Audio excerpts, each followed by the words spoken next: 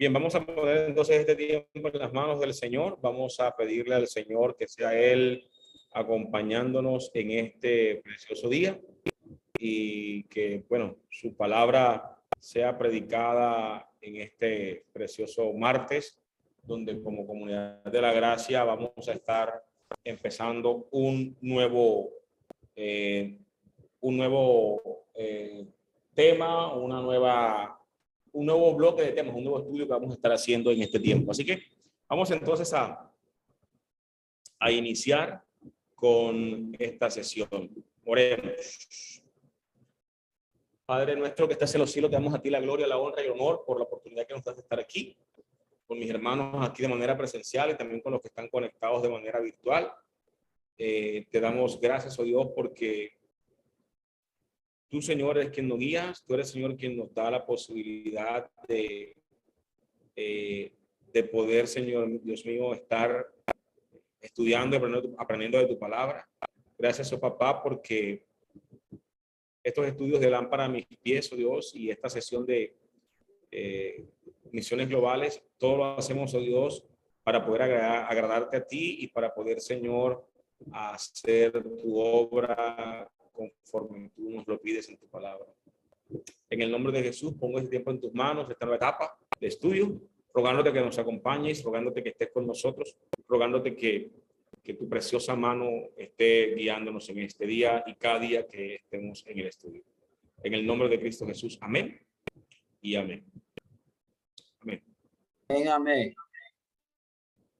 Gloria a Dios. Bueno, mis amados hermanos, en el día de hoy vamos a estar mirando lo que son las misiones globales. Este va a ser el inicio de un curso que tenemos varias clases de este curso. El curso consta de 10 pasos. Y el de hoy es un paso introductorio que no se encuentra descrito aquí en el módulo. Sin embargo, es un paso previo que debemos dar. La idea es que cada uno de nosotros pueda tener este módulo que tengo yo aquí en mis manos, que lo puedan tener ustedes impreso y vamos a anillarlos. Vamos a anillarlos y a hacer cada una de las copias. El costo de todo esto con anillado y todo sale en aproximadamente 10,000 pesos.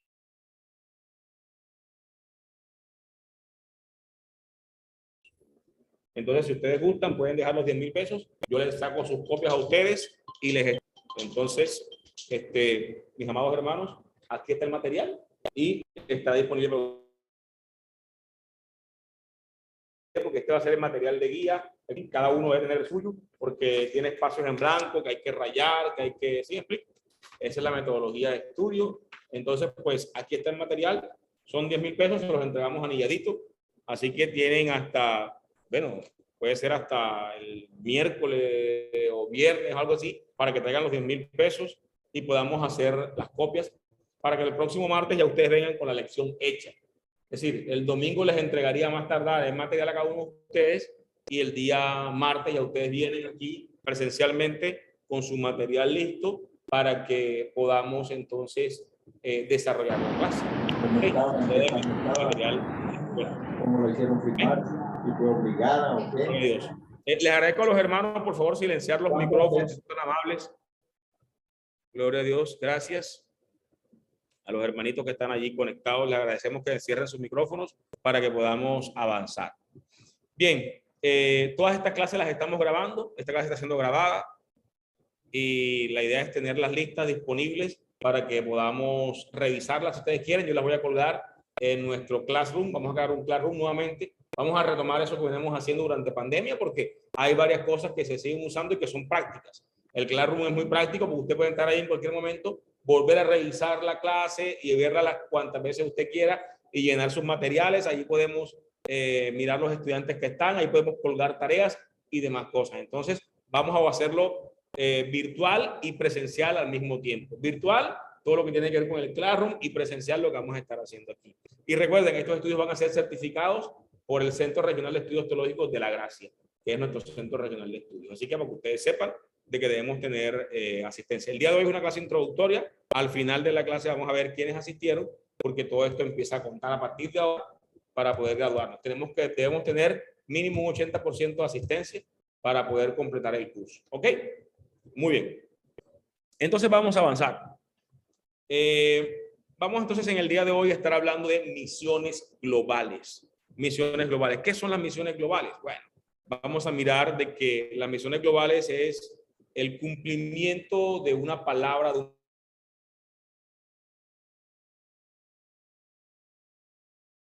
un mandato que Dios nos dio. Las misiones globales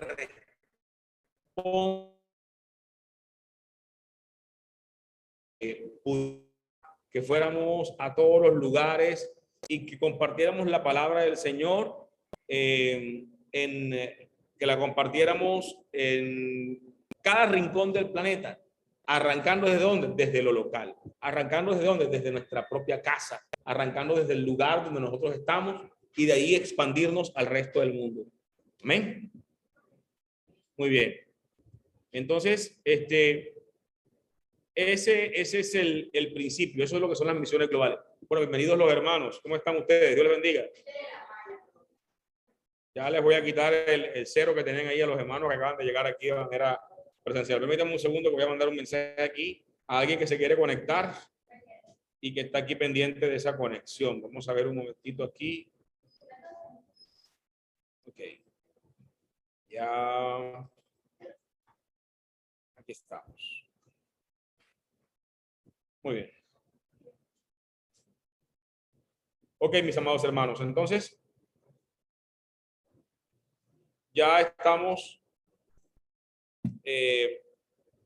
Bueno, bienvenidos, hombre, está llegando la gente, gloria a Dios, bienvenidos, bienvenidos. Ya le quito la falla también a nuestra hermana que acaba de llegar, gloria a Dios. Bueno, muchachos, entonces les decía que tenemos las misiones globales como el cumplimiento de la comisión que el mismo Señor Jesús nos encargó. El Señor Jesús nos encomendó ir a todas las naciones y predicar el evangelio a toda criatura, a ser discípulos de ellos. Y verdad, y que esos discípulos supieran de que el Señor Jesús iba a estar con ellos todos los días hasta el fin del mundo, o sea, nunca les abandonará. Vamos entonces a mirar, este es un documento que me leí de un teólogo, de los teólogos que yo más leo, de una persona que me gusta mucho cómo escribió mientras él estaba en vida, se llama John Stott, es un teólogo de Inglaterra, pero de los mejores que yo he podido conocer, muy buen teólogo, y él elaboró un documento, no es mío lo que vamos a ver ahora, porque quiero enfatizar en eso, no es autoridades pastorales, sino que es un resumen que yo hago de un documento que me leí de él sobre la Biblia en las misiones, o sea, cómo la Biblia puede ayudar en lo que es la evangelización mundial. ¿Ok?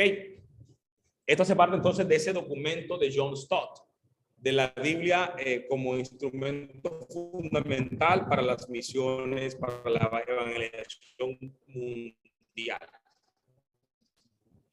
Dice entonces John Stott que sin la Biblia la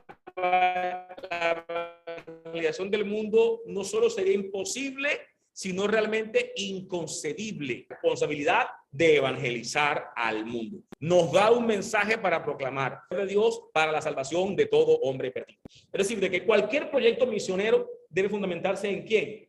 En la Biblia. La Biblia es lo principal. Y es por eso que es vital que nosotros tengamos la Biblia como autoridad en nuestra vida. De que no empecemos a dejarla de lado, de que no empecemos a mirarla como algo que podría ser usado o no, sino que la Biblia obligatoriamente debe ser la herramienta principal para que ustedes y nosotros podamos hacer cualquier obra misionera. Debemos tenerlo presente. La Biblia es fundamental. ¿Por qué razón?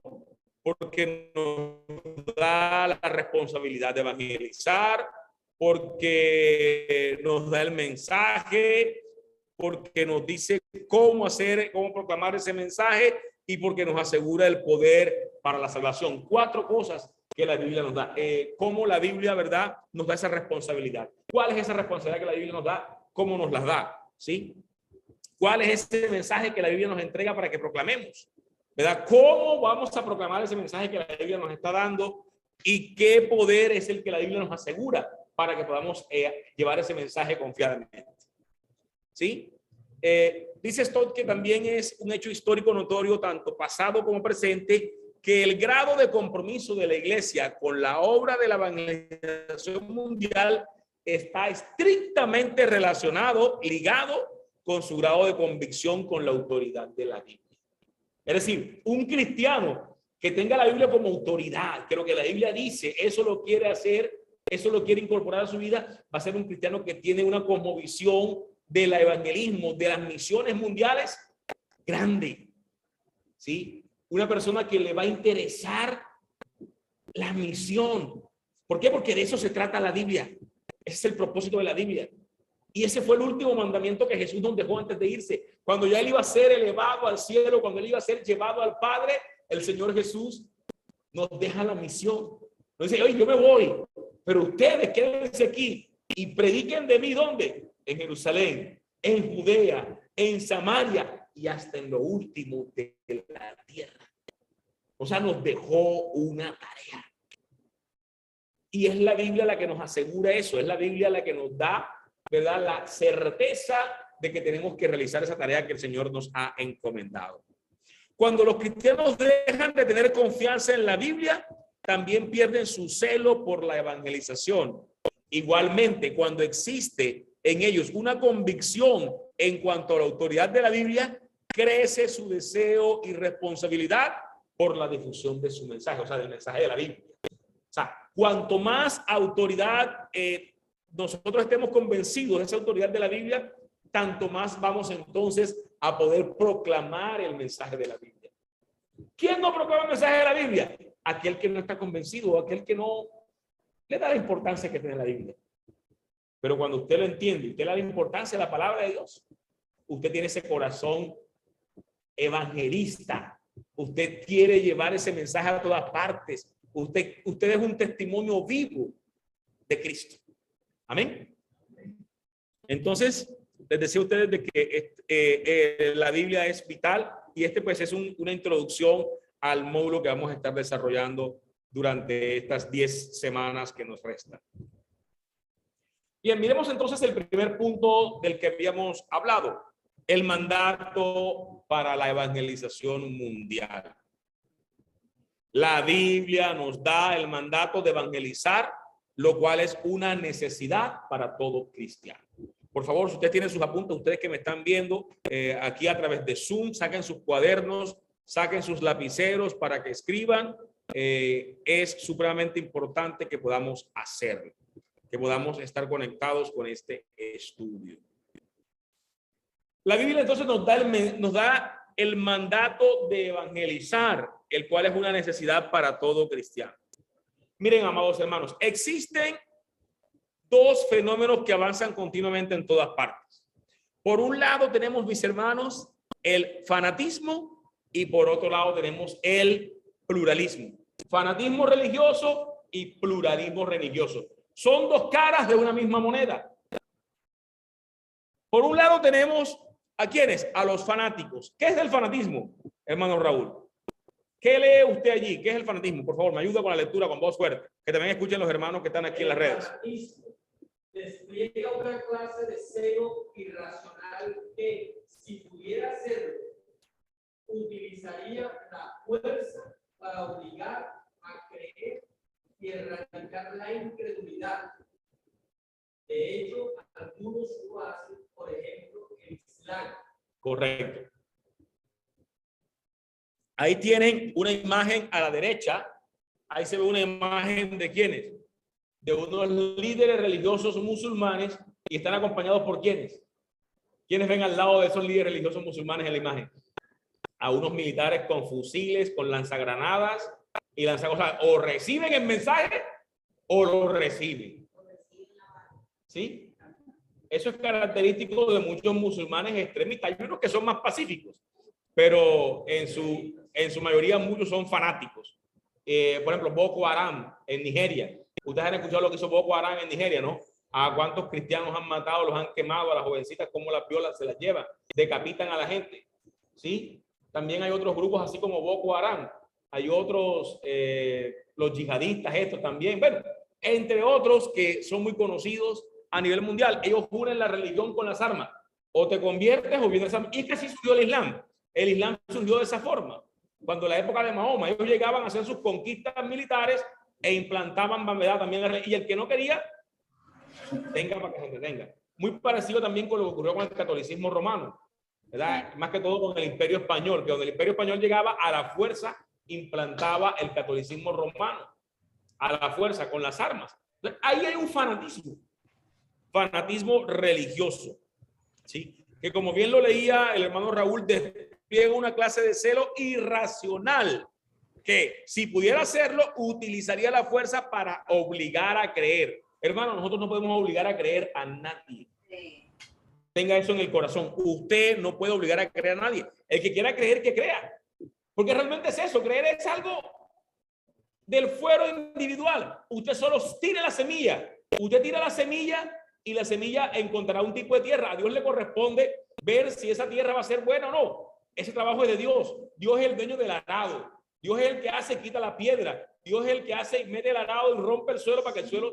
Correcto. Dios es quien hace el resto del trabajo. Usted no tiene el tractor. Usted es un simple sembrador de la semilla. Usted lance la semilla. Ella encontrará un tipo de tierra. Ya Dios verá qué tipo de tierra hará en que su semilla caiga. Amén.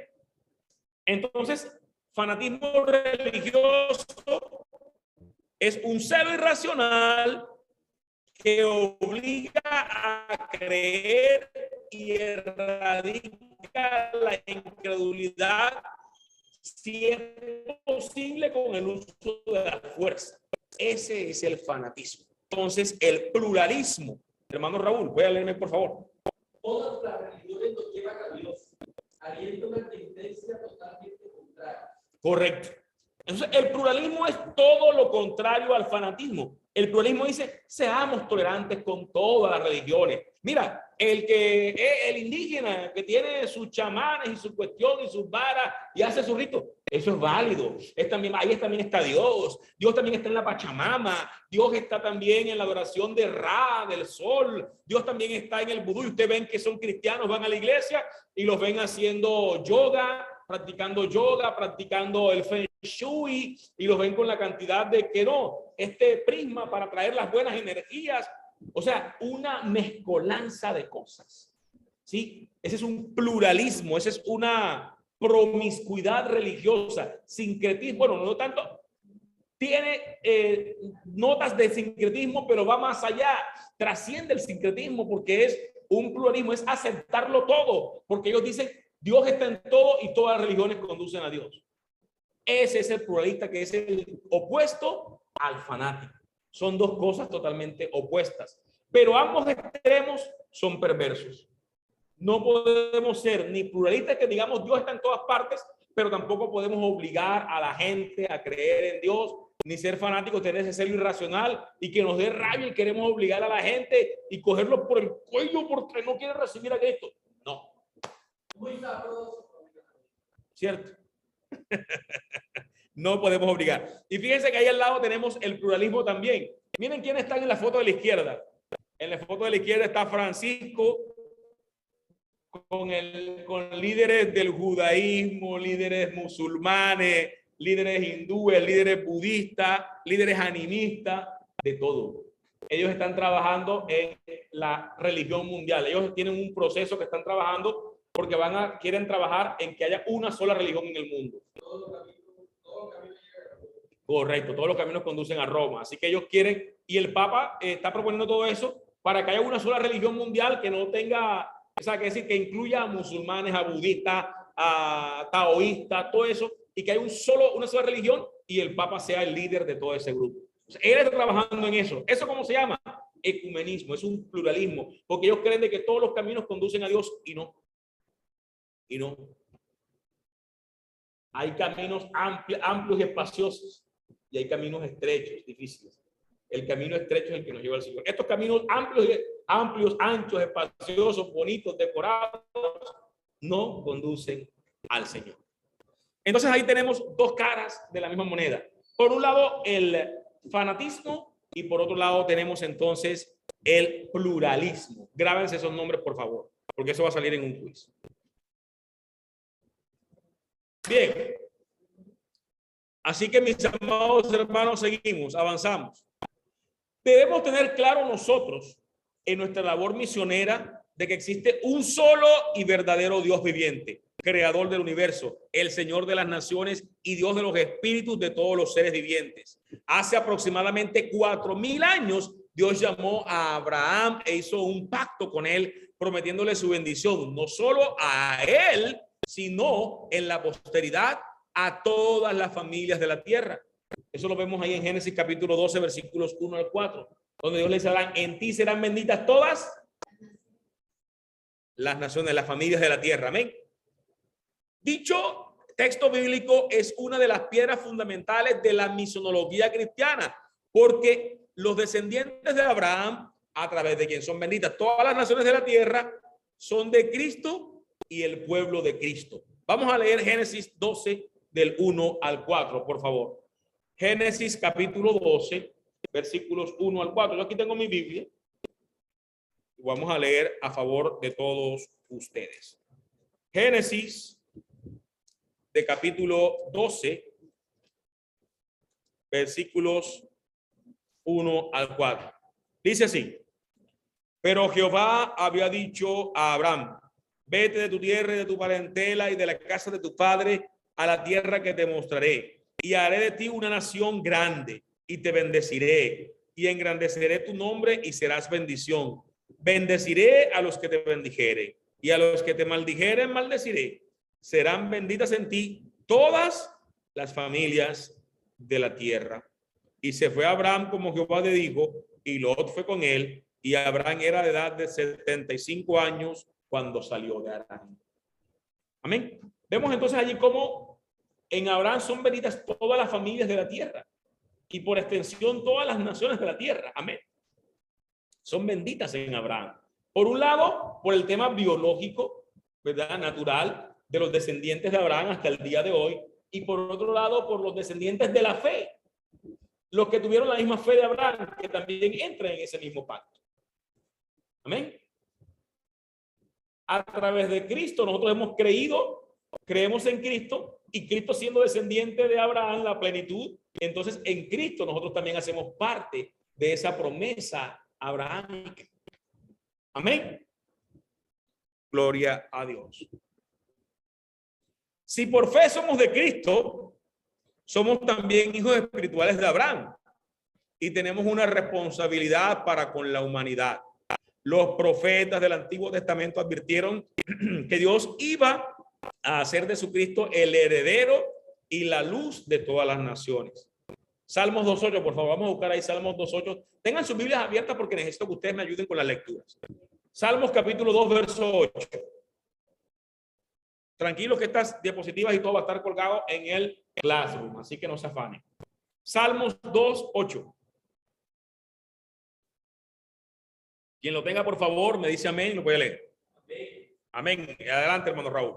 Pide y te daré por herencia las naciones y como posesión tuya los confines de la tierra. Amén. Isaías 42:6 y 49:6.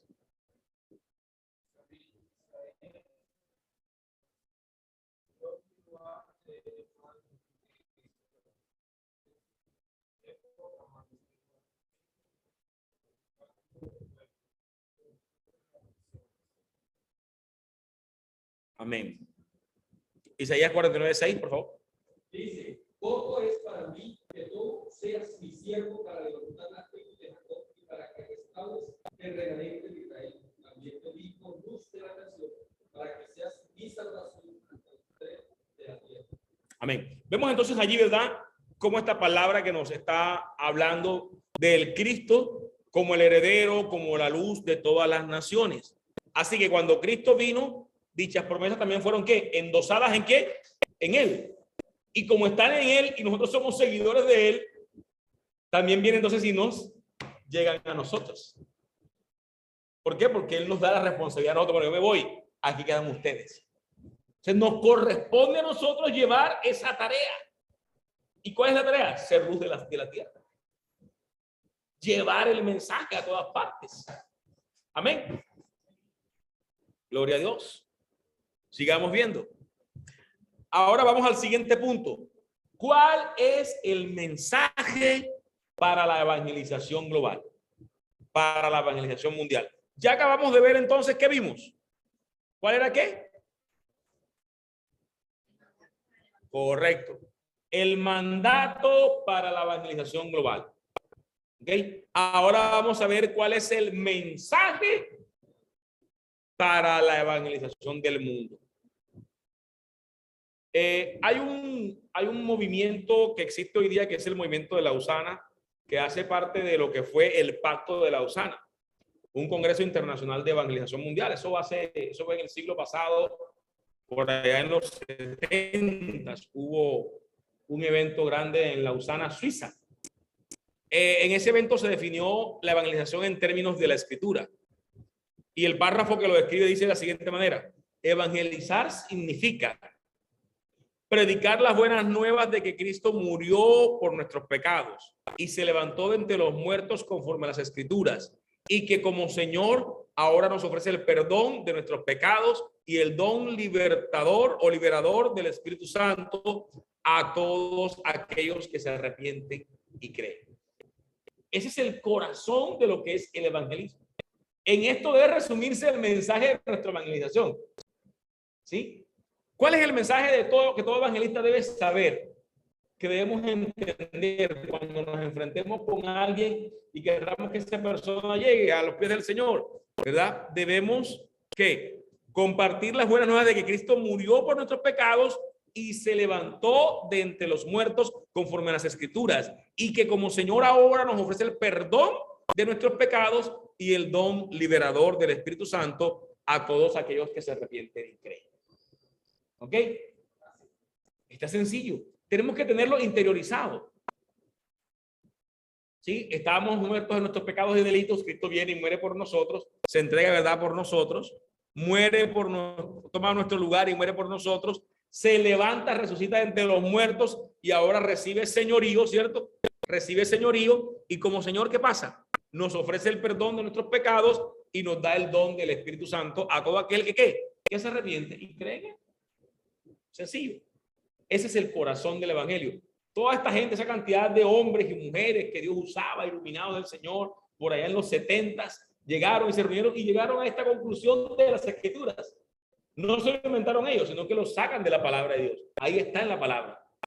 Ese es el mensaje que predicó Jesús. Ese es el mensaje que predicaron los apóstoles. Que nosotros éramos pecadores y estamos destituidos de toda la gloria de Dios.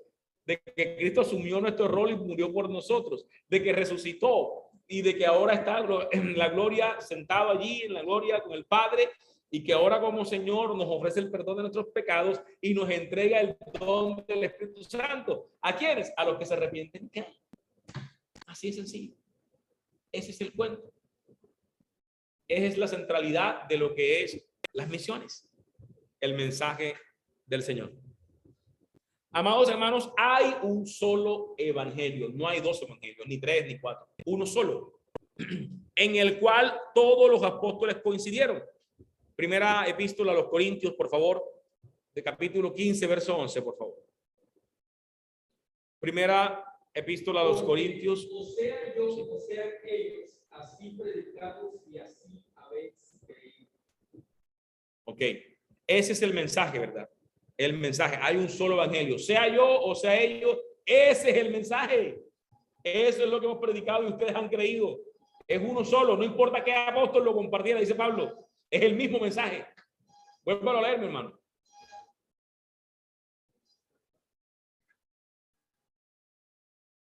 Porque o sea yo o sea ellos, así predicamos y así habéis creído. Amén. O sea yo o sean ellos, hablando de los otros apóstoles, ¿verdad? Así predicamos, o sea, este es el mensaje. Pablo está hablando del mensaje de su predicación. ¿Y cuál es el mensaje de su predicación? A Cristo. Y este resucitado. Recuerden que Pablo lo dijo varias veces. El predicador era Cristo, que murió por los pecados y resucitó. Y ahora ofrece el perdón libremente a todo aquel que se arrepiente y crea, y le entrega el don del Espíritu y lo sella con el Espíritu como propiedad suya, que es las arras. Es la garantía de que le pertenecemos a Dios. Ahí está.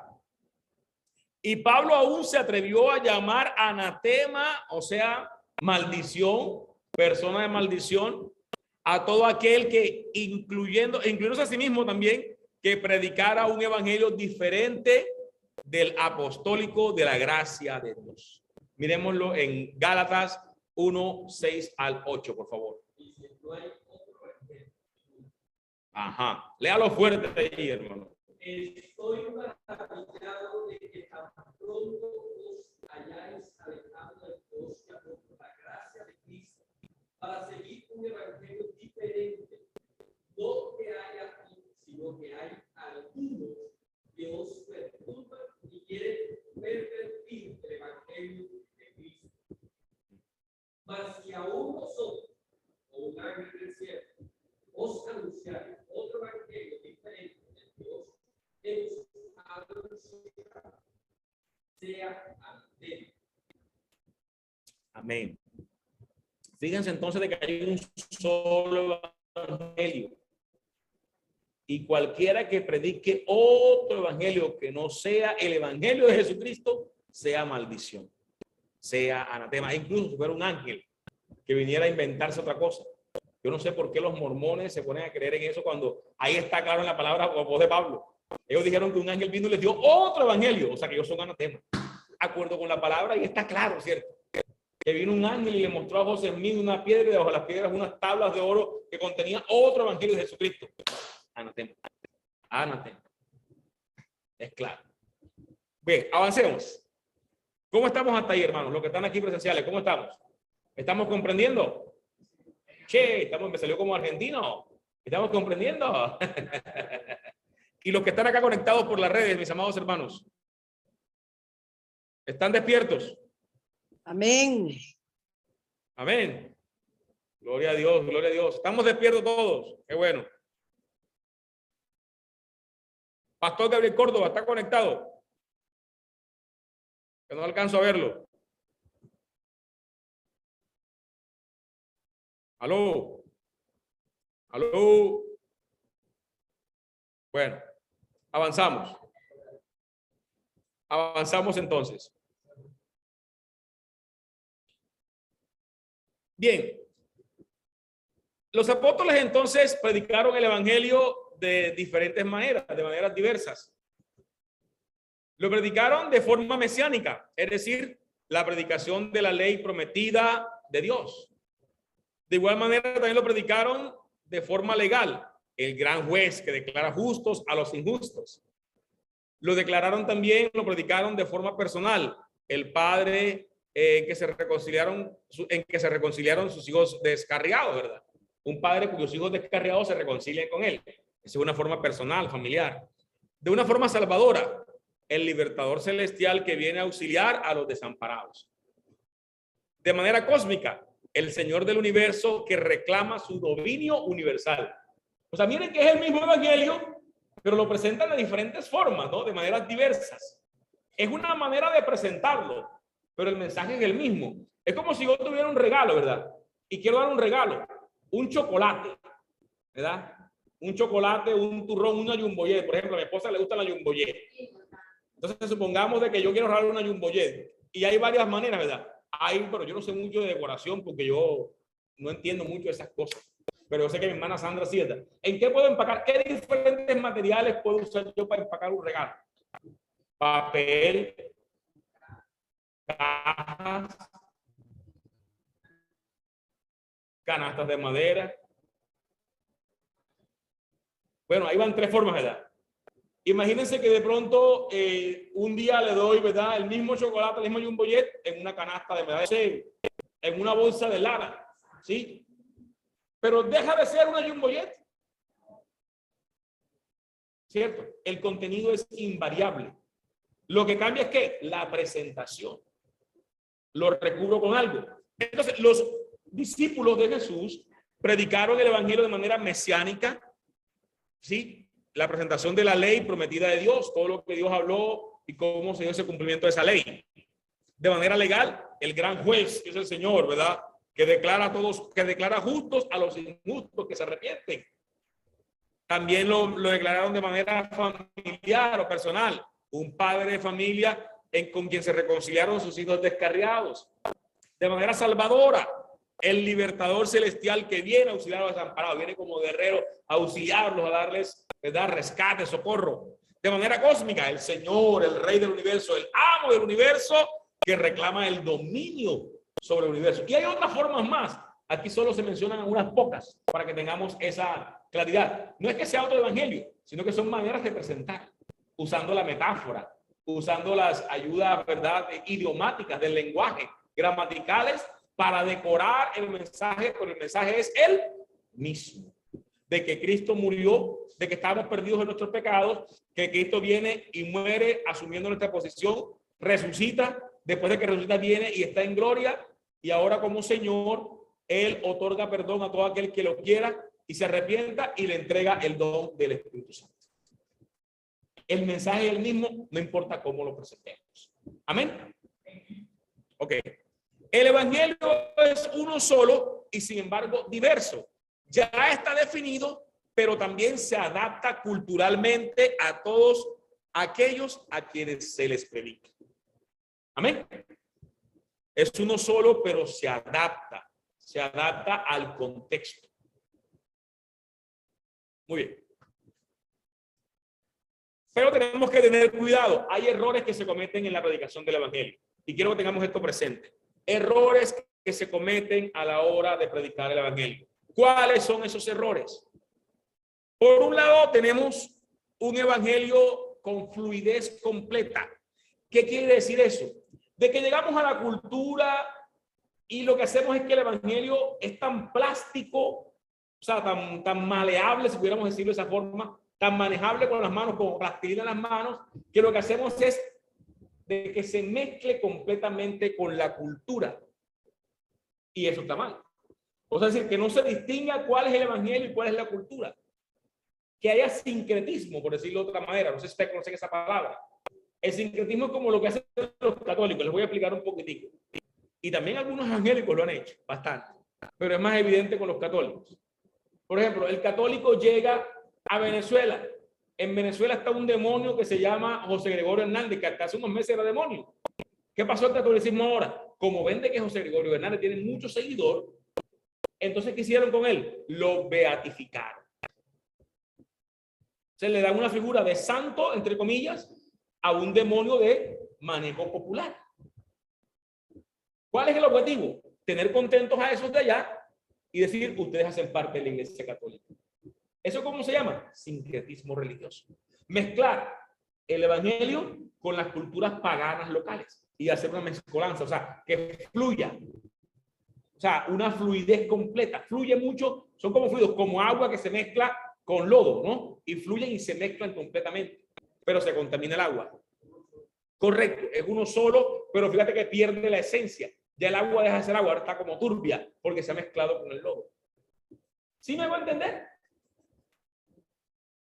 Hermanos, hermano Edison, hermano Nancy, ¿estoy siendo claro como las aguas del río Sinú? ¿No? Bueno, pregunten, esto es un espacio académico, esto no es una predicación, así que pregunten. También los hermanos que están por las redes, por Zoom, pregunten. Estamos para responder sus inquietudes. ¿Oyeron? Hermanos, ¿están ahí? ¿Están despiertos? ¿Se durmieron? Amén.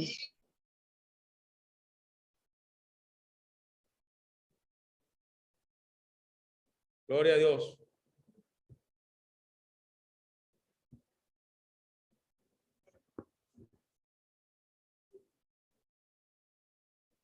Permítame un segundo aquí que estoy explicando al pastor Gabriel porque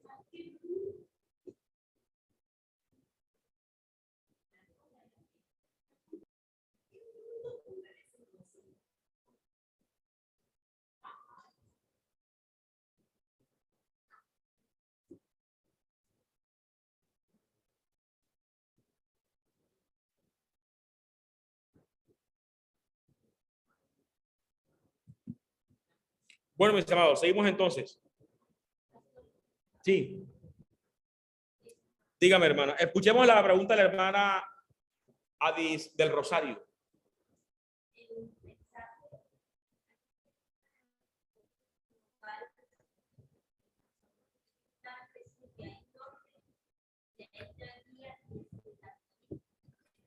pero que ese cerebro recibe algunas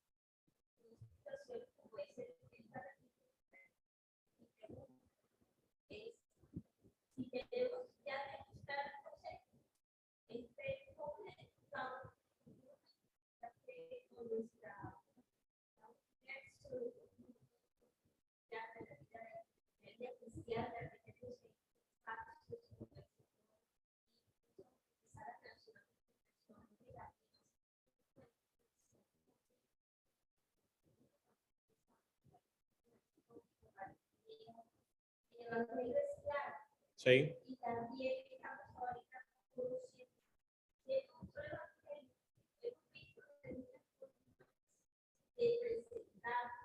Entonces, me da la sensación, ahorita estaba, hay varias formas de presentarlo, pero que está en esa raya delicada de pasar al fanático verdadero.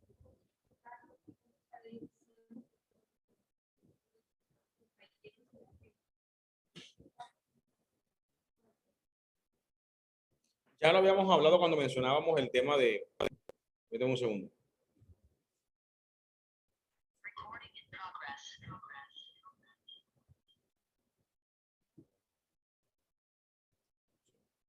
Okay. Ya lo mencionábamos cuando hablábamos del...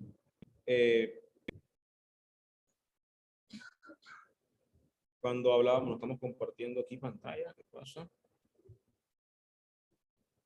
Cuando yo mencionaba el hecho de que, bueno, el fanatismo hace referencia a cuando nosotros, bueno, una persona, porque no hablamos de nosotros, tiene un celo, dijimos que es irracional. Es un celo irracional por su fe, por lo que él cree, por su creencia, y quiere implantar eso, si fuera posible, aún a la fuerza. ¿Sí? Que no mediría las consecuencias con tal de implantar eso en lo que esa persona cree. ¿Ya? Ese sería el fanatismo. Ahora, el pluralismo es cuando yo digo todos los caminos conducen a Roma. Así, cualquier religión conduce a Dios. Y no. Y no. Son dos caras de la misma moneda. Por un lado tengo al fanático, que es aquella persona celosa, extremadamente celosa por su creencia y que quiere obligar al que sea tú o crees o te hago creer. O crees o te mueres. No, fanatismo como tal. O sea, esa es la definición de fanatismo. Lo que pasa es que nosotros conocemos fanatismo como nos presentan, es más que todo como el proselitista, esa persona que se mete mucho en su cuento. O sea, tenemos ese concepto de fanatismo, pero el concepto de fanatismo como tal, el fanático como tal, el realmente fanático es este, el que tiene ese celo extremo. Lo que pasa es que coloquialmente se maneja como, no, esa persona es fanática, pero está mal usada la palabra allí. ¿Sí? Será más bien como, no sé, ¿cómo decirlo? Sí, o no sé, ¿cómo definirlo? Permíteme un segundo, intento pensar una respuesta.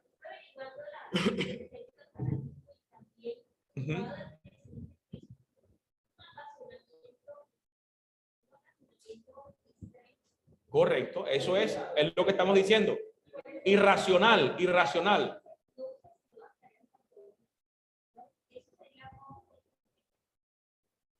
Por eso, el fanatismo es eso que tú acabas de decir, un apasionamiento extremo. O sea, un apasionamiento irracional. O sea, que la persona ni siquiera medita ni nada, sino que lo que ella piensa, eso es lo que se hace. ¿Ya? Coloquialmente se usa la palabra fanático para decir de una persona que de pronto está muy metida en algo, pero realmente no sería una expresión adecuada. Cuando hablamos de fanatismo religioso, hablamos de eso. ¿De quiénes? De Boko Haram, por ejemplo. ¿Cierto? Les mencionaba ese grupo. También tenemos a este otro grupito que también está ahí por los lados de Israel, que ataca a ratico de Israel, ¿no? O sea, porque no quieren saber nada de los judíos, sino que tiene que ser el Islam el que está impuesto y se mantienen lanzándole bombas desde Gaza, desde Cisjordania, lanzándole bombas a Israel. ¿Ya? Ese es el fanatismo. Es un fanatismo extremo, un fanatismo que lleva a la gente, un apasionamiento extremo, un celo irracional que lleva a la gente a querer implantar su creencia, si fuera posible, a la fuerza. El catolicismo romano, cuando llegó a América, se los mencioné, que traían la Biblia y la espada. O creer o te enterramos la espada. Las cruzadas, no sé cuántos han leído las cruzadas, ¿verdad? Que fueron a conquistar cuando los otomanos se apoderaron de la tierra, y los musulmanes también en el pasado. ¿Qué hicieron ellos? Con las espadas, ¿recibes a Cristo o te enterramos? Cuando Cristo los mandó a hacer eso. O te enterramos la espada. Ese fanatismo también. Así que también en el cristianismo hay como que huellas de su sangre.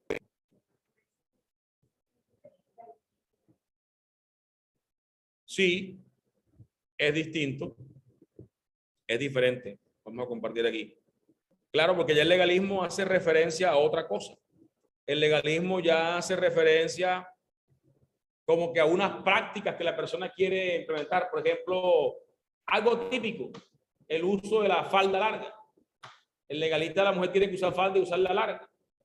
O sea, el legalismo está más asociado con un evangelio cultural. ¿A qué hago referencia? Es decir, a creer yo que mis patrones de cultura, lo que yo considero en mi cultura, que es válido, eso yo tengo que implementarlo como regla general y que el evangelio lo defiende.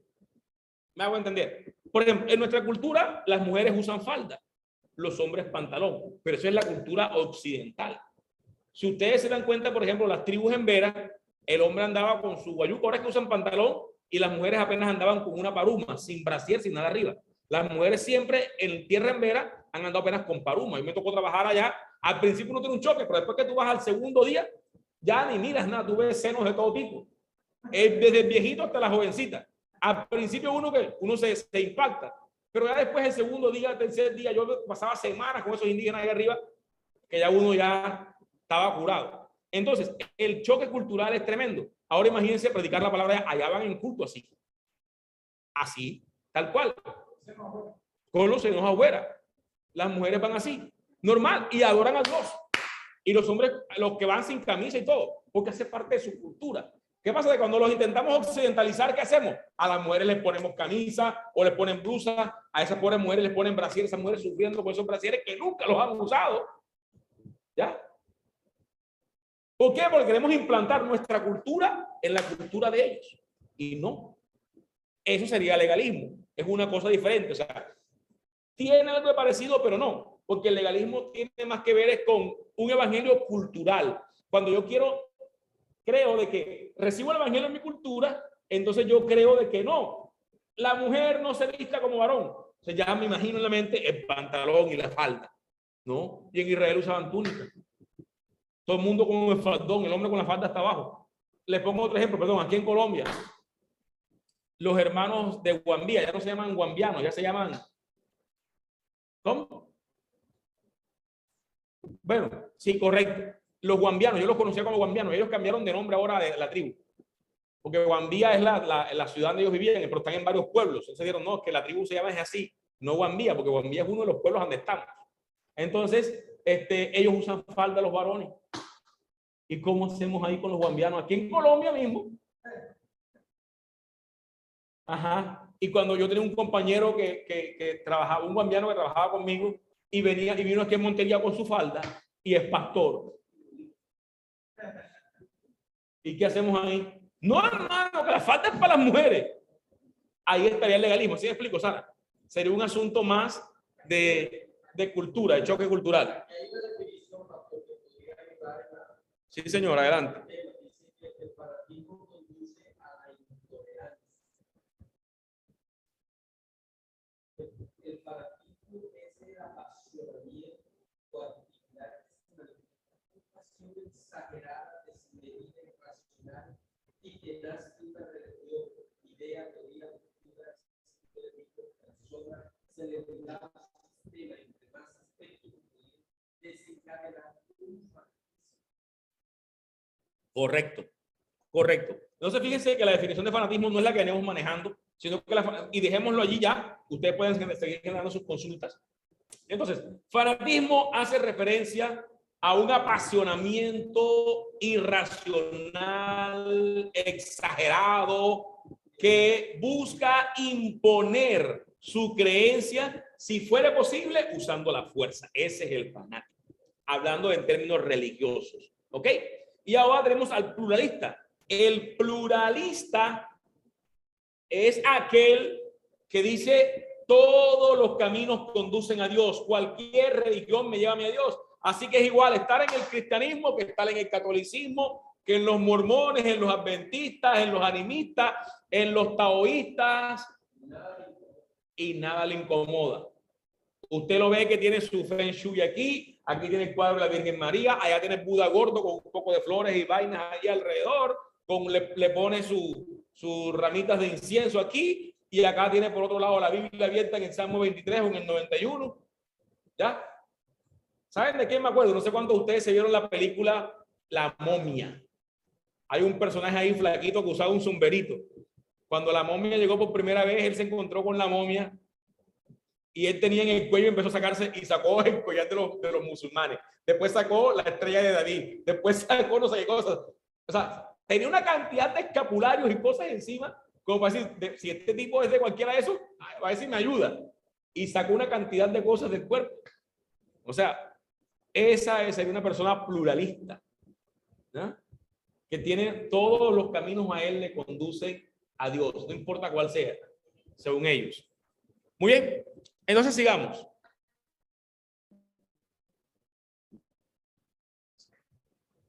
Gloria a Dios, gloria a Dios. Hermana Rosario, Dios la bendiga, hermana María Martínez, Dios le bendiga, Seinet Ileana. William, Dios te bendiga, hermano Abelino, bendiciones. Amén, pastor, gracias. Bendiciones.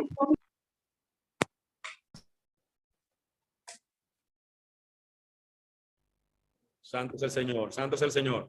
Posición. Entonces, entre estos dos extremos, ¿sí? Existe una tercera posición que es mucho mejor.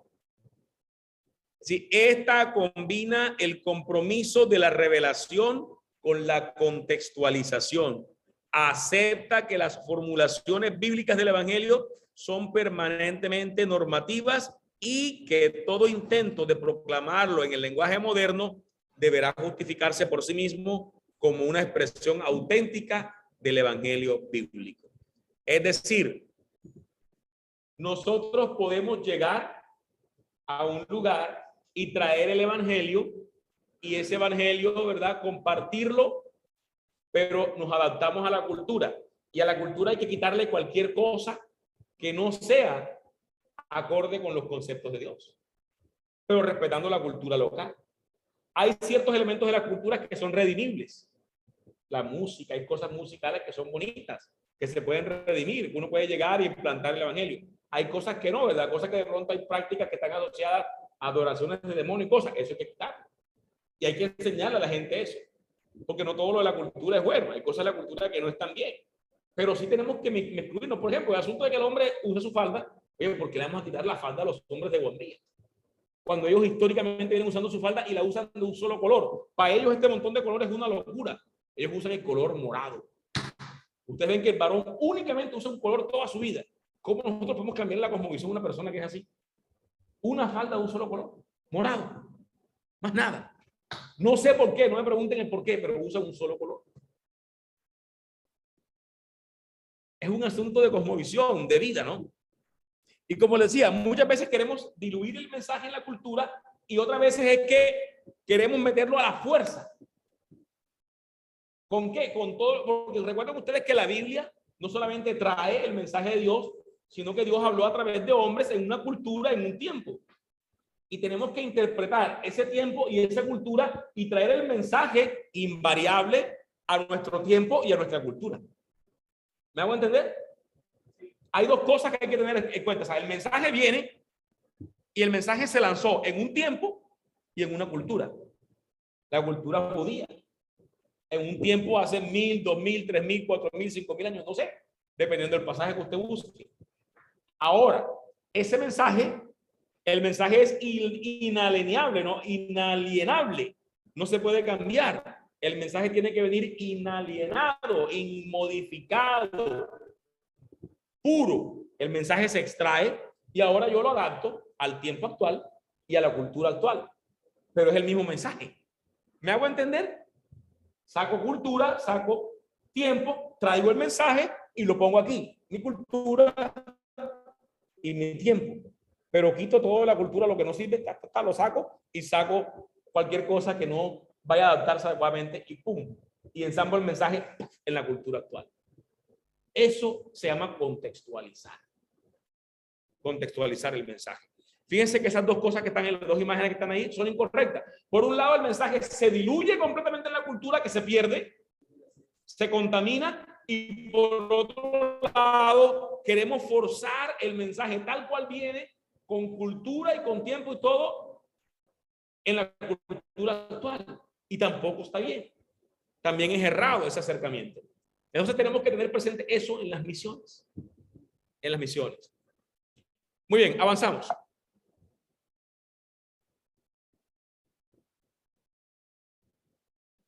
Ok, ahí vamos.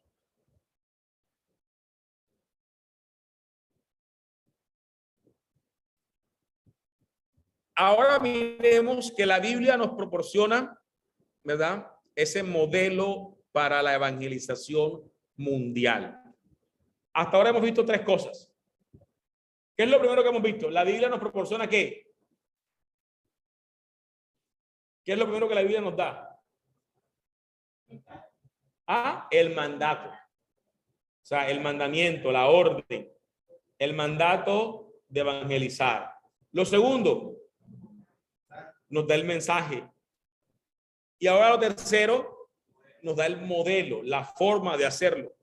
La Biblia nos proporciona el modelo para la evangelización del mundo. Recuerden eso, iglesia. Debemos tenerlo presente. La Biblia nos proporciona ese modelo para evangelizar al mundo. A través de su palabra, Dios mismo está realmente evangelizando. ¿Sí? La palabra de Dios evangeliza permanentemente. La palabra de Dios constantemente nos está, permítame un segundo, hablando. Voy a ampliar aquí un poquito más para que los hermanos que nos están viendo a través de las redes, ellos puedan ver bien lo que estamos haciendo. No, esto no es. Se va de aquí. Esto sí. Aquí, un momentito, mis amados. Ustedes me disculparán, pero necesito mostrar esto aquí para que los hermanos puedan ver bien allá donde están. Gloria a Dios. Ahí está. Bien. Decía entonces de que la Biblia nos proporciona ese modelo para la evangelización del mundo. A través de su palabra, Dios mismo está realmente evangelizando. Es decir, está comunicando las buenas nuevas al mundo. Recordemos la afirmación de Pablo sobre Génesis 12:3. ¿Qué dice Pablo? Que la escritura dio de antemano la buena nueva a Abraham. Leámoslo en Gálatas 3:8, por favor. ¿Alguien puede leerme Gálatas 3:8, donde Pablo hace referencia de Génesis 12? Por favor, mis amados hermanos. Gálatas 3:8, por favor. Y la escritura, previendo que Dios había de justificar por la fe a los gentiles, dio de antemano la buena nueva a Abraham, diciendo: en ti serán benditas todas las naciones. Amén. O sea que Pablo dice, ¿cuál es el propósito que Dios tuvo al decirle eso a Abraham? La salvación de todo el mundo. Ese es el propósito que Dios tenía. de nosotros los gentiles, de ti y de mí que estamos aquí. Ya Dios había previsto eso y por eso le habló a Abraham. Imagínense la genialidad de Dios, ¿no? Gloria sea su nombre. Si aceptamos que la escritura es en sí misma evangelización divina, es razonable entonces suponer que podemos aprender de ella cómo predicar el evangelio considerando la forma en que Dios lo ha hecho. O sea, la palabra misma nos da la forma, entonces ella nos va a enseñar a cómo hacerlo, a cómo nosotros poder compartir ese mensaje. Viendo el ejemplo de Dios mismo, podemos entonces también nosotros llevar el mensaje a otros. Amén. Muy bien. Avancemos. Se me perdió el mouse. Ya viene. Vamos a ver, el mouse lo tengo que poner. Ok, ahora sí. ¿Cómo estamos hasta ahora? ¿Cómo vamos? Bien. Ok, prepárense porque después va a ser un quiz al final. No se rían que es en serio. Muy bien. Dice entonces la palabra de Dios.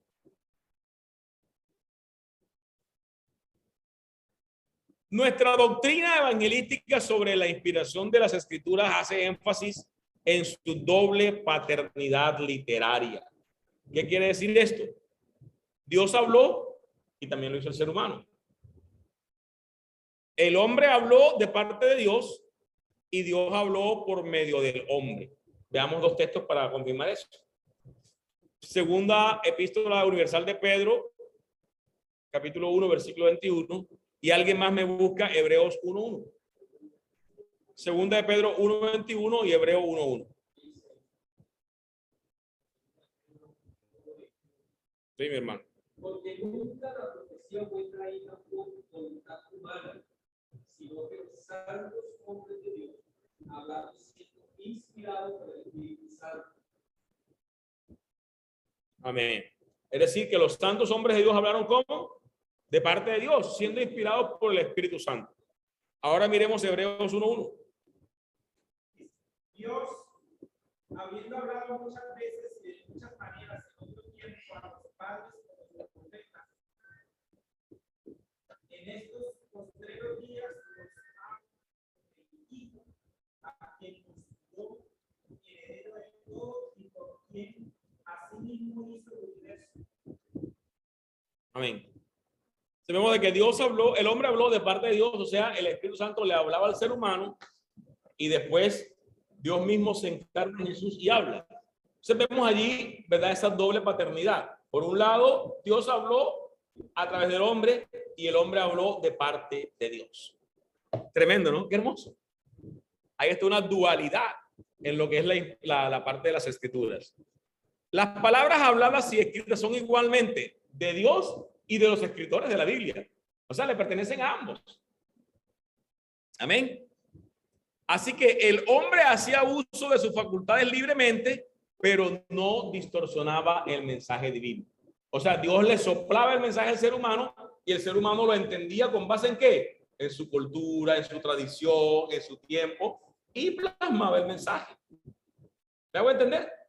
Por eso la tarea exegética tan importante que tenemos que hacer nosotros cuando nos acercamos a la palabra. Porque debemos entender de que Dios sopló el mensaje, ahí va el mensaje invariable de Dios. Llega entonces a un ser humano y el ser humano entiende ese mensaje, no lo distorsiona, pero lo transmite ¿con qué? Con sus antecedentes culturales, en su tiempo. Si es campesino, lo va a narrar usando las imágenes que él conoce como campesino. Miren las profecías de Amós, cuán diferentes son a las de Isaías. Pero el centro del mensaje es el mismo. El llamamiento al arrepentimiento por la justicia divina que viene. Pero Amós es un campesino, un tipo creo que hasta iletrado en cierta medida, ¿verdad? Y por otro lado tenemos a Isaías, que era de la línea sacerdotal, un hombre supremamente educado, un hombre que hacía parte de la alta alcurnia de sus tiempos. Entonces tenemos dos personajes totalmente distintos, pero ambos transmiten un mensaje y ustedes ven la amplitud del mensaje de Isaías. ¿Cuánto escribió Isaías? Pero Amós fue más corto. Pero eso no desestima el mensaje de Amós, por ejemplo. Un mensaje poderoso. Si ustedes lo leen. Amén. Yo, bueno, yo sí entiendo que le estoy hablando a cristianos y que saben de qué libro les estoy hablando y todo. Amén, amén. Amén. Hermano Belino. Amén, amén. Gloria a Dios. Aleluya, aleluya. Hermana Rosario, ¿cómo estamos? Estamos despiertos. Hermana Seine, ¿está despierta? Aleluya. Gloria a Dios. Amén, amén, aquí estoy. Santo, santo. Muy bien. Avancemos entonces. Siguiendo con el modelo para la evangelización mundial y entendiendo de que Dios nos proporciona el modelo para la evangelización del mundo, decimos que los cristianos deseamos afirmar algo similar en relación con la encarnación, el clímax, ¿verdad?, del Dios que se revela a sí mismo. El verbo se hizo carne. Lo vemos en Juan 1:14. Es decir, la palabra eterna de Dios, que desde la eternidad estaba con Dios y era Dios, el agente por medio del cual fue hecho el universo, se hizo hombre, con toda la particularidad de un judío palestino del primer siglo. Se hizo pequeño, débil, pobre y vulnerable. Experimentó el dolor, el hambre y se expuso a la tentación. Todo esto se encontraba en la carne, en el ser humano en que se había convertido. Sin embargo, cuando se hizo como uno de nosotros, no dejó de ser el mismo. Siguió siempre siendo el verbo eterno o hijo de Dios. ¿Por qué traigo esta parte a colación? Miren esas imágenes que están allí. Hay dos imágenes que también nos hacen entender cómo nosotros vivimos en medio de la cultura, muchas veces erróneamente. Por un lado, tenemos el que rehúsa a identificarse con la cultura en el lado izquierdo de la imagen. ¿Sí? Hay una persona que rehúsa a mezclarse con la cultura y que se aparta y se mete como una burbuja. Esa persona no va a poder evangelizar nunca. Porque se aparta. No quiero contaminarme con estos incircuncisos de corazón. Esto, ¿verdad? No se quiere incluir. Por lo tanto, esa persona no va a poder tener éxito en el evangelismo. ¿Cómo? ¿Cómo va a evangelizar si no quiere estar en contacto con la gente? Y por otro lado tenemos al que agarra la Biblia y no, yo voy a ver cerveza con el hermano porque es que ahí es donde él está y tengo que estar donde él está. Y se va al bar con la gente y yo creo que también hay un límite para todo, ¿no? Sí, hay que predicarle a los que son alcohólicos, pero no meterme en el bar a beber cerveza con ellos, a beberme el trago con ellos para poderles predicar el evangelio. ¿Ya? Y ahí está el hermanito con la Biblia en la mano. ¿Sí la ven? Y hay que hasta un ratoncito, ¿eh? Una mascota. Gloria a Dios. Ajá, se acabó el rochino. Pues sí, entonces vemos, iglesia, que hay dos modelos, ¿verdad? Hay unos que no se quieren inmiscuir en nada, pero hay otros que se meten demasiado en el cuento y terminan absorbidos por la cultura. La cultura los absorbe demasiado. ¿Dónde? ¿Más allá dónde? Ahí están fumando, tomando trago. Correcto. Cuando Dios nos habló por medio de la escritura, utilizó el lenguaje humano. Cuando nos habló por medio de Cristo, tomó la naturaleza humana. Para revelarse a sí mismo, se despojó y se humilló. Ese es el modelo de evangelismo que nos proporciona la Biblia. Existe la autonegación y la autohumillación en todo evangelismo auténtico. Sin esto contradecimos al evangelio y no presentamos bien al Cristo que proclamamos. Hermano, debemos buscar un balance. ¿Y cuál es ese balance? Entender de que Cristo se metió en la cultura humana. Dice Filipenses, ¿verdad? Que él, siendo Dios, no tomó el ser igual a Dios como cosa que aferrarse, sino que se despojó de sí mismo. Vino, se hizo hombre, tomó nuestra forma, vivió como uno de nosotros, sometidos a las mismas tentaciones, pero nunca pecó. Ahí está el asunto. Nosotros podemos llegar a las culturas, vivir como uno de ellos, entender la cultura, aprovechar lo que es redimible de la cultura, lo que no lo es, apartarlo de nosotros para no pecar. Si hay algo que me lleva a mí a pecar en medio de una cultura donde estoy haciendo misiones, tengo que apartarlo de mí. Apartarlo. Anularlo de parte de la cultura. Porque no todo en las culturas es redimible. Amén. No todo es rescatable. Hay cosas que tienen que sacarse de la cultura. Tienen que sacarse. Y debemos entender eso. Amén. Gloria al Señor. Amén, amén. Amén. Y a su nombre. Viva gloria. Estamos despiertos. Estamos despiertos. Amén, amén. Gloria a Dios. Avanzamos. Ay, aquí está el vaso. Avanzamos. Espera un segundo, aquí me bebo un vasito de agua. Y avanzamos. Siguiente slide. El cuarto y último punto de esta noche. La Biblia también nos proporciona el poder para la evangelización mundial. La Biblia nos garantiza el poder para la evangelización del mundo. En tanto Cristo nos libere y los traslade a su reino, todo hombre y toda mujer son esclavos de Satanás. Ojo, en tanto que Cristo no los libere y los traslade a su reino, todo hombre y toda mujer son esclavos de Satanás. Debemos entender eso. Una persona inconversa es una persona que es esclava de Satanás. Satanás la tiene presa.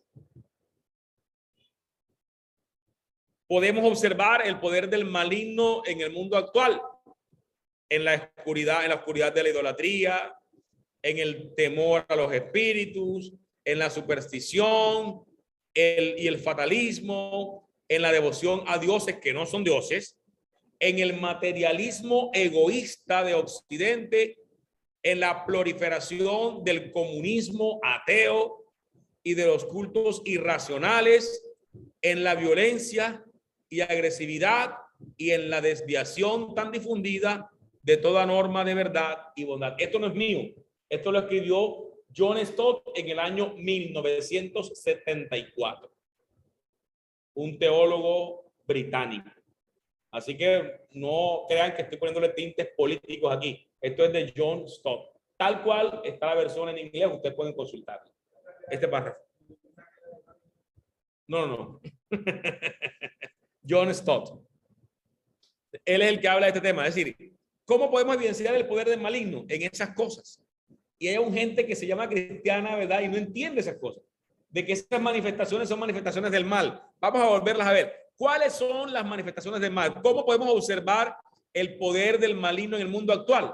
¿En qué? En la oscuridad de la idolatría y en el temor a los espíritus.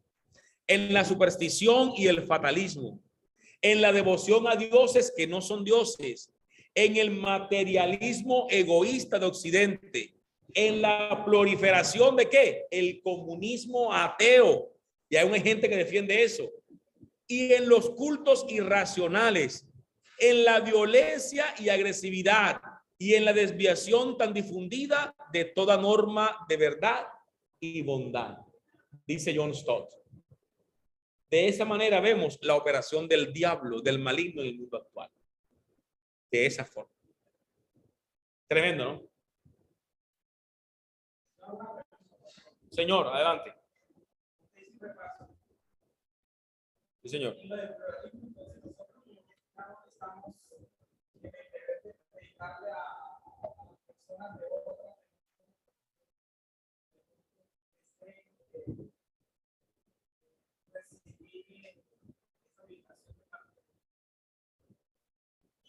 Denominaciones. Cuando me hablas de denominaciones, ¿a qué hace referencia? Pues que, o sea, sí.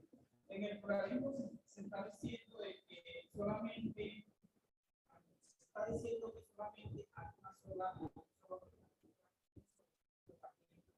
Correcto. Pero en la actualidad hay muchos evangelios o hay muchas creencias.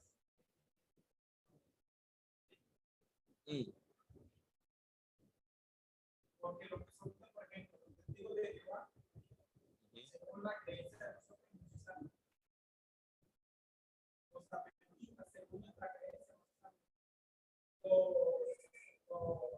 los católicos, según nuestra creencia, entonces nosotros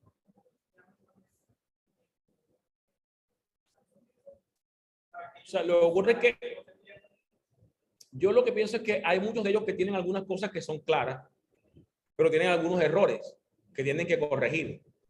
Por ejemplo, el caso de adventistas tienen algunos errores doctrinales, que es diferente al pluralismo, porque es que el pluralismo, cuando tú dices de que cualquier camino conduce a Dios, y hablamos de otros términos, por ejemplo, de que gente que cree de que pueden llegar a Dios a través de la adoración a espíritus, o la adoración a la tierra, o la adoración a Buda, o a este tipo de cosas.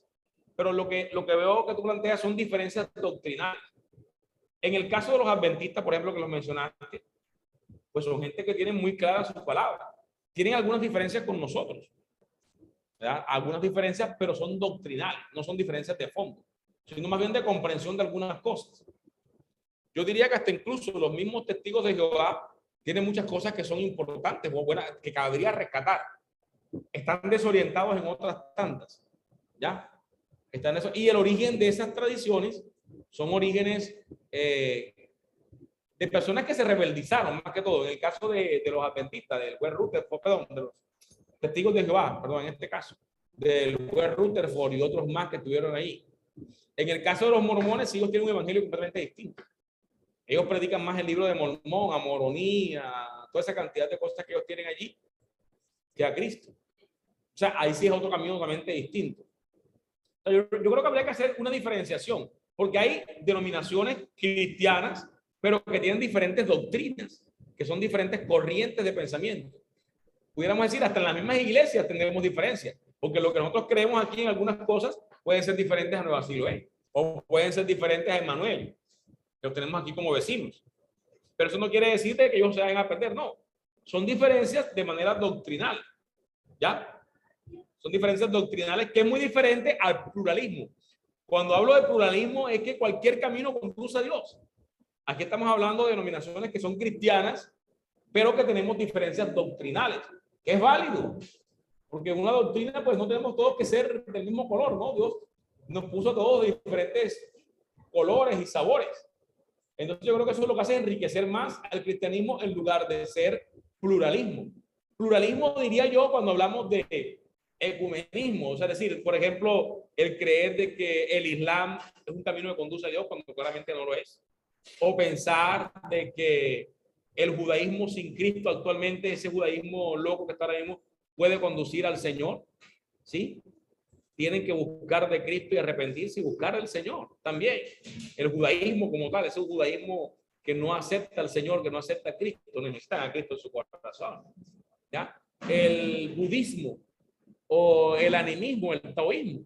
O sea, tanta cantidad de cosas que hay, ¿verdad? Que realmente no conducen al Señor. Entonces, cuando hablamos de pluralismo nos hacemos referencia a eso. Creer de cualquier camino conduce a Dios. Creer de que pues, adorando a María Leonza yo puedo llegar a Dios. No. Que adorando a las imágenes que tienen los católicos, la idolatría, vamos a llegar a Dios. No. ¿Ya? Son diferentes caminos. ¿Ya? A ese hace referencia el entendimiento. O sea, hay un solo evangelio. El evangelio es uno solo. ¿Sí? Podemos presentarlo de maneras diversas. Recuerda que lo hablamos también. Hay diferentes maneras de presentarlo. Y ahí van a entrar diferentes doctrinas en la manera en que tú entiendas esa manera de presentarlo. Pero el pluralismo hace más referencia a que creamos de que cualquier forma de religión es válida y nos lleva a Dios. Da igual. Yo puedo adorar hoy a Buda y mañana puedo adorar a Alá. Y pasado mañana a Jehová. Dios eso lo condenó. Cuando tú ves que los pueblos adoraban a Baal, ¿te acuerdas? Adoraban a Dios. No es que ellos adoraban a Baal exclusivamente, no. Adoraban a Jehová y también adoraban a Baal, adoraban a Será. ¿ya? El politeísmo que yo tenía. Yo digo, no, eso no es así. Yo soy único, soy exclusivo. ¿Ok? Entonces, pues, es eso. Vale, gracias, hermano mío. Bien. Seguimos entonces con el poder para la evangelización mundial. El saqueo de la casa de un hombre fuerte, o sea, del hombre fuerte, como lo plantea Mateo 12:29, es posible solo porque éste ha sido atado por aquel que es aún más fuerte y por quien a través de su muerte y resurrección ha deshecho y destruido las obras y principios de los poderes del mal. Vamos a leer estos pasajes, por favor. Mateo 12:29. ¿Alguien me busca Mateo 12? Bueno, vamos a leer del 27 al 29. Mateo 12, 27 al 29. Alguien me busca Lucas 11, 20 al 22. Y alguien me busca Colosenses 2:15. Mateo 12, 27 al 29. Lucas 11, 20 a 22. Y Colosenses 2:15. Si quieren verificar las escrituras, ahí están en la pantalla proyectadas. Mateo 12, 27 al 29. ¿Quién lo puede leer en voz fuerte? Y si yo esto fuera de por seguro, por quien los echa vuestros hijos. Por tanto, ellos serán vuestros jueces. Pero si yo por el Espíritu de Dios hecho fuera de vosotros, ciertamente ha llegado a vosotros el reino de Dios. Porque ¿cómo puede alguno entrar en la casa del hombre fuerte y saquear sus bienes si primero gloria? Entonces podrá saquear su casa. Amén. Amén, amén, amén. Vemos entonces, mis amados hermanos, que para poder saquear la casa del hombre fuerte tiene que ser atado por uno más fuerte que él, como dice el texto. Lucas 11, 20, 22.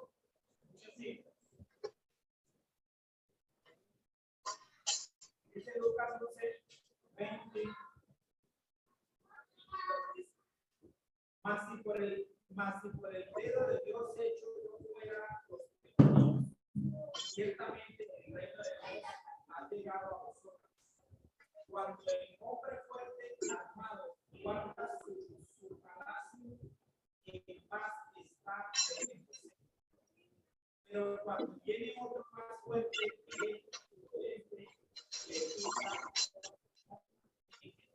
le quita, confiaba y reparte.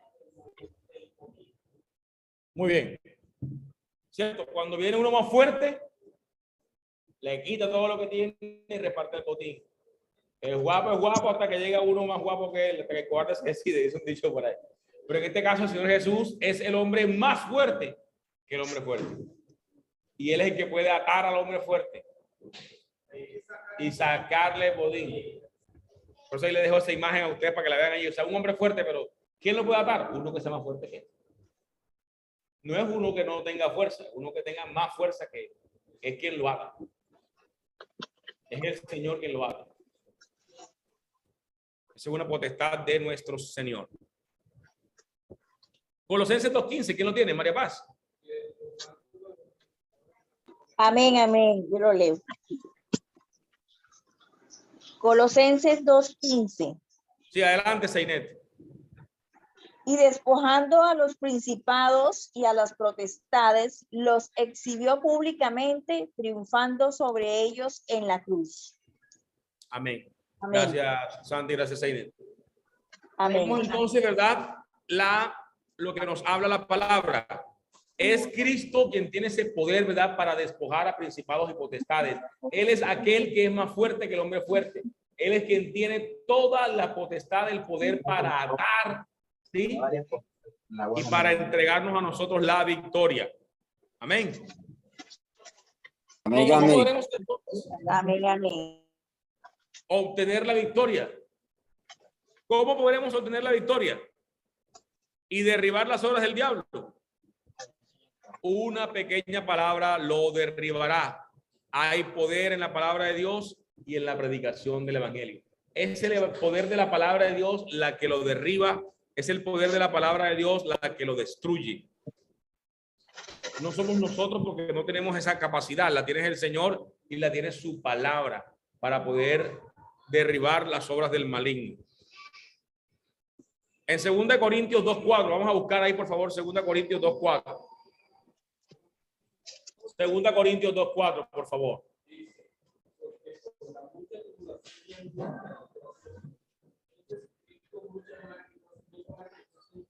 Amén.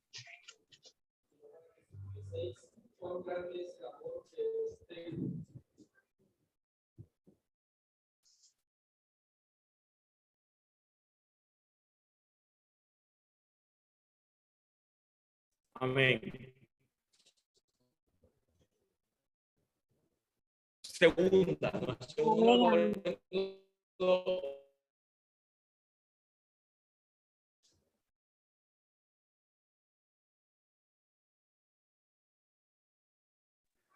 Segunda de Corintios 2:4. La leo. Perdón, un momentico. ¿Sí? Sí, ya va, un momentico, mi hermana, ya va, están por acá también leyéndolo. El capítulo 4, por favor, ¿me pueden ayudar allí, por favor? Que es que estamos grabando acá y me está generando ruido. Gracias. Bien, ahora sí, vamos a leer el capítulo 4. Es segunda epístola de los Corintios, capítulo 4. Vamos a leer unos cuantos versículos de allí, por favor, hermano Raúl. Acá nos lee con voz fuerte. Por lo cual, teniendo nosotros este ministerio según la misericordia que hemos recibido, no desmayamos. Antes bien, renunciamos a lo oculto y vergonzoso, no andando con astucia ni adulterando la palabra de Dios, sino por la manifestación de la verdad, recomendándonos a toda conciencia humana delante de Dios. Pero si nuestro evangelio está aún encubierto, entre los que se pierden está encubierto, en los cuales el Dios de este siglo cegó el entendimiento de los incrédulos, para que no le resplandezca la luz del evangelio de la gloria de Cristo, el cual es la imagen de Dios. El 5, por favor. Porque no nos predicamos a nosotros mismos, sino a Jesucristo como Señor, y a nosotros como buenos siervos por amor de Dios. Porque Dios que mandó que las tinieblas resplandeciese la luz, que mandó que de las tinieblas resplandeciese la luz, es el que resplandeció en nuestros corazones para la iluminación del conocimiento de la gloria de Dios y la paz de Jesucristo. Amén. Fíjense que el capítulo 4, versículo 4 de 2 Corintios nos habla de que el diablo ha cegado el entendimiento de los incrédulos. ¿Para qué? Para que no crean, para que no se salven, para que no sean transformados. Pero ¿qué pasa entonces? De que el evangelio es ¿qué? Es luz, ¿verdad? Dice que la palabra de Dios es luz y por eso debe resplandecer esa luz. Y Pablo dice en el versículo 5, porque no nos predicamos a nosotros mismos, sino a Jesucristo como Señor y a nosotros como vuestros siervos por amor de Jesús. Entonces fíjense de que la manera de poder abrirle la mente a la gente, iluminársela, ¿es con qué? Con la predicación del evangelio, con la luz del evangelio. No hay otra cosa que pueda iluminar la mente del incrédulo. Satanás les ha cegado la mente, les ha oscurecido la mente para que ellos no crean, no se salven. Pero entonces llega el mensaje de la palabra y ese mensaje es luz en sus mentes y para que ellos puedan ver, para que sus mentes se les sea quitada la ceguera. Debemos entonces predicar el mensaje del evangelio. No hay nada más liberador que el mensaje de la palabra. No hay cosa que liberte más al ser humano que el mensaje del evangelio de Jesucristo. Amén. Y cierro entonces esta noche con este último mensaje, con esta última diapositiva. Dice entonces la palabra de Dios que la predicación del evangelio, lejos de ser innecesaria, es indispensable. Es el medio señalado por Dios para derrotar al príncipe de las tinieblas y para que la luz brille en el corazón de las personas. Hay poder en el evangelio de Dios. Es su poder de salvación. Romanos 1:16, ¿qué nos dice? ¿Qué dice Romanos 1, verso 16? Dice así: porque no me avergüenzo del evangelio, porque es poder de Dios para salvación a todo aquel que cree, al judío primeramente y también al griego. Amén. Porque no me avergüenzo del evangelio, porque es poder de Dios para salvación al judío primeramente y luego al griego. Es decir, el evangelio es poder de Dios para salvación. O sea que el evangelio tiene poder. Miren, no hay cosa que al diablo le dé más miedo que el evangelio, porque el evangelio es el que va iluminando la mente de la gente, y el evangelio le quita el poder del diablo y lo trae a Jesús. No hay cosa más poderosa que ponga al diablo a temblar que una iglesia que proclame el evangelio de Jesucristo.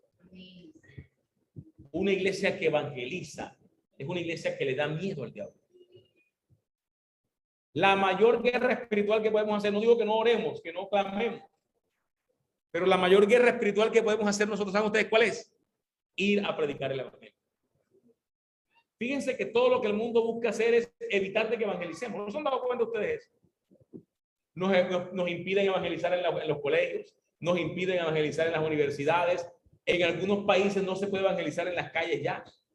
En algunos países hay unos letreros que dicen no molestar, o sea, no solicitar nada. O sea, tú no puedes tocar la puerta de una casa porque te pueden mandar a la policía. ¿Por qué? Porque el diablo ha entendido de que el evangelio es el que transforma. Algunas casas dicen, somos católicos, nuestros padres fueron católicos, nuestros abuelos fueron católicos, nuestros bisabuelos fueron católicos y seguiremos siendo católicos, no molesten. Sí, ¿no han visto ustedes que están en unas casas de ese letrero? Yo lo he visto que salió a predicar en las casas.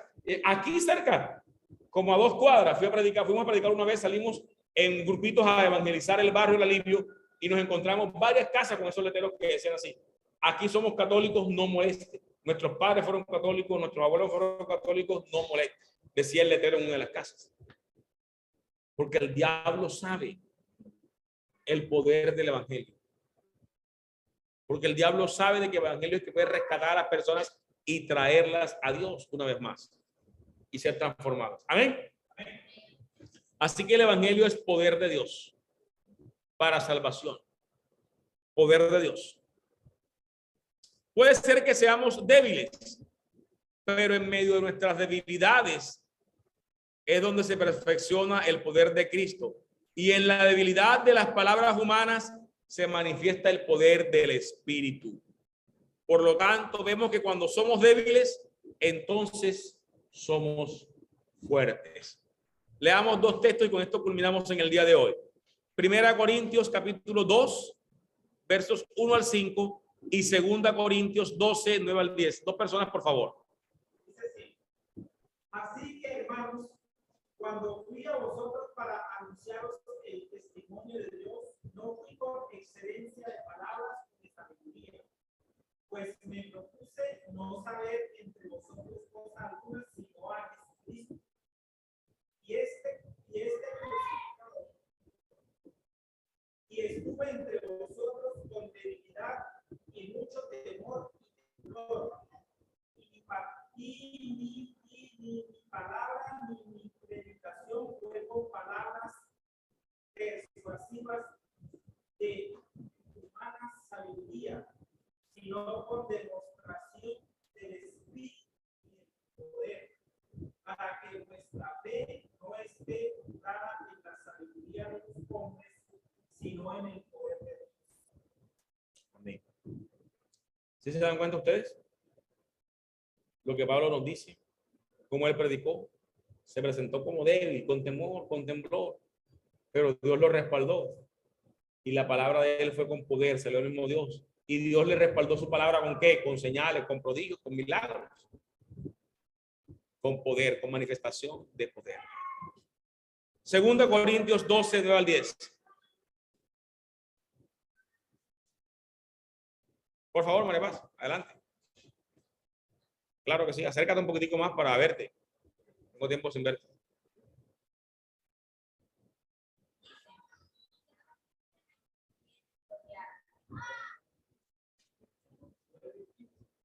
9 y 10. Segunda Corintios 12, 9 y 10. Con voz fuerte, por favor. Y me ha dicho, bástate mi gracia, porque mi poder se perfecciona en la debilidad. Por tanto, de buena gana me gloriaré más bien en mi debilidad, para que repose sobre mí el poder de Cristo. Por lo cual, por amor a Cristo, me gusta las debilidades, en afrentas, en necesidades, en persecución, en angustia. Porque cuando soy débil, Amén. Yo creo que ahí está claro, ¿verdad? Y bien, mis amados hermanos, con esto culminamos en la noche de hoy, recordándoles que es importante que tengamos presente, iglesia, en nuestra vida cotidiana, en nuestro trabajo, en todo momento, de que evangelizar debe ser una prioridad, ¿sí? Evangelizar debe ser una prioridad para nosotros. Y en las misiones es fundamental entonces que entendamos estos cuatro conceptos que podemos extraer de la palabra de Dios. A ver, vamos a recapitular. ¿Cuál es el primer concepto? La Biblia nos da ¿qué cosa? ¿Qué nos proporciona la Biblia? El mandato para la ¿qué? Evangelización del mundo. O sea que las misiones tienen su centro ¿dónde? En la palabra de Dios. Hacer misiones, lo que esta iglesia no hace no es porque el pastor Alex quiere pasar viajando. Mire, ustedes ni se imaginan, yo soy de las personas más caseras que hay en el mundo. A mí me gusta estar en mi casa. Aquí está Berta Lucía que lo puede decir. Yo cuando estoy aquí, yo de mi casa casi que ni salgo. Salgo por lo extremadamente necesario. A mí no me gusta la calle. Pero sí me gusta evangelizar. Porque ese es un mandamiento que Dios me ha dado. Y cuando nosotros nos movemos, no es por capricho ni porque queramos hacer alguna cosa, es porque queremos hacer el mandato de Dios. Porque tenemos un mandamiento de parte del Señor y tenemos que cumplir con ese mandato. Amén. Lo segundo, entonces, tenemos un mandamiento de parte de Dios, un mandato. ¿Qué más tenemos? Un mensaje. ¿Y cuál es ese mensaje? Si me lo pueden recitar. Ustedes se lo saben. No porque lo hayamos escuchado hoy, sino porque se lo saben de la palabra. ¿Cuál es el mensaje? ¿Cuál es el corazón del evangelismo? ¿Cuál es el corazón de cualquier obra misionera? Llevar la palabra. Ajá. A ver, ¿quién me lo puede recitar tal cual lo dijimos? A ver, hermano Edison, vamos a hacer el esfuerzo. Aquí es el quiz. Ajá. No, ahora está ¿dónde? Evangelizar, será. Ahora reina, ¿verdad? Como Señor. Y entonces, ¿qué pide? Y nos otorga el perdón de nuestros pecados. ¿Y qué le da entonces al que cree que le da? Le sella con el Espíritu Santo. Le da el Espíritu Santo como un don. Fíjense que es un mensaje sencillo. Ese es el mensaje de evangelismo. ¿Cuál es el mensaje? Nosotros estábamos perdidos en nuestros pecados y delitos. ¿Qué hizo Jesús? Murió en la cruz, tomó nuestro lugar y él asumió nuestro papel allá y murió por nosotros en la cruz. Fue sepultado, al tercer día resucitó, ¿verdad? Dios lo levanta entre los muertos, sube al cielo y ahora es Señor. Y como Señor, ¿qué hace él? Él perdona nuestros pecados. A todo aquel que se arrepienta le perdona los pecados y le otorga el don del Espíritu Santo. ¿Para qué? Correcto. A todo aquel que se arrepiente y cree, le otorga el don del Espíritu Santo. Le perdona sus pecados y le otorga el don. Ahí está. Es algo sencillo. No tiene mucha complicación. Es un mensaje completamente sencillo. Muy bien. Ese es el mensaje. Tercero. El modelo de evangelización mundial. Correcto, Seinet. Un modelo para la evangelización mundial. ¿Y cuál es ese modelo para la evangelización mundial? Nos enseña cómo darle el mensaje a otros. ¿Qué más nos dice la Biblia? Correcto. La dualidad que hay, ¿cierto? Hay una dualidad. Dios habla a través del hombre y el hombre habla de parte de Dios. Lo vemos en la palabra. Hablamos también de qué? Del contexto. Debemos contextualizar el mensaje. El mensaje tiene que ser contextualizado. ¿Qué quiere decir eso? Que no se puede diluir en la cultura, pero tampoco podemos meterlo a la fuerza, ¿verdad? Con todo el paquete. No, sino que tenemos que entender de que el mensaje se transmitió en una época y en una cultura, pero el mensaje debemos extraerlo tal cual es, sin distorsionarlo, y traerlo a este tiempo y a esta cultura. Eso es. Eso es lo que tenemos que tener presente. Y por último, el cuarto punto. El poder. ¿Verdad? El poder. Dios nos da poder. Hay poder en la palabra de Cristo. Hay poder en la palabra. Y eso que no se convierta en una frase de cajón para nosotros, en un cliché, sino que lo entendamos, ¿verdad? Y lo vivamos. Hay poder en la palabra de Dios. El evangelio es poder. El diablo le tiene miedo a la evangelización. El diablo le tiene miedo a la evangelización. Y cuando nosotros nos reconocemos como débiles, Dios entonces se hace fuerte en nosotros. Amén. Bueno, mis amados hermanos, si hay alguna pregunta, alguna inquietud que ustedes tengan. Marinela, ¿me puedes hacer un resumen de todo lo que hablamos en el día de hoy?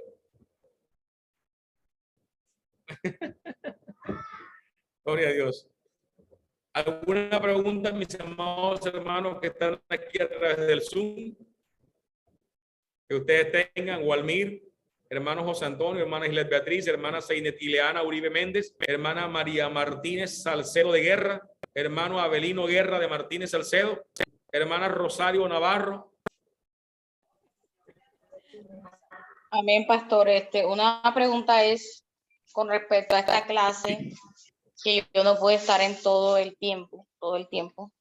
¿Hay un enlace para poder nuevamente reproducirla o usted la va a colgar en Facebook? Sí, todas las clases van a estar colgadas en el Classroom. Vamos a habilitar otra vez el Classroom. Yo les voy a pasar el link para que ustedes vuelvan a entrar. Muchos de ustedes estaban ya incluidos en el Classroom de Lámpara a mis pies. Vamos a habilitarlo otra vez y voy a colgar esta nueva clase y voy a colgarla allí en el Classroom para que ustedes puedan volverla a ver. Aquí tenemos el material, mírenlo todo. Este es el material que vamos a estar trabajando a partir de la próxima semana. ¿Cuál es la idea? De que ustedes se lleven este material mañana para sus casas y que lo tengan mañana en sus casas anilladito, no así como está aquí. Aquí están sueltos porque este es para fotocopiar este material, es para hacerle copias, pero que ustedes puedan llevárselo para sus casas y llenarlo, porque el material es de llenado. Cuando vengan acá el próximo martes, ya ustedes van a tener esta lección ya llena. Y acá vamos a socializar esa lección y vamos entonces a trabajar una conferencia. ¿Ok? Esa va a ser la manera. La de hoy fue introductoria y todo el trabajo lo hice yo. Gloria a Dios. Pero en la próxima lo haremos conjuntamente. Ustedes van a tener su material lleno. ¿Ok? La primera lección llena, el primer paso lleno son 10 pasos. Y vamos entonces, después de que tengan el primer paso lleno, a analizar el paso y a hacer una conferencia más corta que la de hoy sobre la temática en particular. ¿Ok? Esa va a ser la metodología de trabajo. Ustedes van a tener una semana para hacer una lección que es muy sencillita, muy sencilla, muy fácil y puedan desarrollarla. Por eso dejamos una solita lección para que ustedes no se vayan a matar allá. Yo sé que están ocupados con el trabajo, con el estudio. Es una lección muy sencilla, son 2 páginas nada más y hay que rellenar algunas cositas y leer unos textos bíblicos. Entonces es muy sencillo lo que vamos a estar haciendo en este curso. Y cuando vengan ya vienen con su tarea lista, no me la van a traer para llenarla aquí, no me van a traer el módulo vacío, porque yo voy a revisar los módulos, apenas lleguen voy a revisar los módulos, me los van a traer y voy a estar calificando los módulos para que miremos eso. ¿Ok? No vamos a hacer tareas aquí. Tienen que venir con la tarea hecha. Entre semana. Y tampoco van a dejar para el martes a las 6 de la tarde. Tampoco. Por favor. Amén. Entonces, este material se los vamos a entregar el día de mañana en el servicio acá a ustedes y van a traer ustedes 10,000 pesitos para su material, porque hay que anillarlo para que quede bonito. Yo voy a encargarme de todo ese proceso. Traigan sus 10,000 pesos y se les anilla el material. Si los tienen aquí hoy, me lo pueden traer enseguida para mañana mandar a hacer el primer paquete, para que cada quien quede con su material y con su anillado bien bonito, plastificado, porque es individual. Así que las parejas no piensen que van a usar el mismo material, no. Cada individuo con su material, ¿ok? Cada pollo con su mazorca. Así que, Amén, amén. amén. Muy bien. Amén.